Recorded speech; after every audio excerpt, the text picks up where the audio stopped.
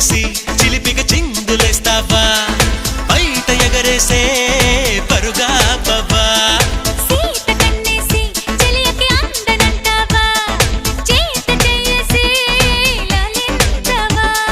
నడుగున ఊగే జడగంట తిప్పుకోక నీ వెనుక ఎగబడి రాగే చెలిమంట ఎంత చెప్పినా వినక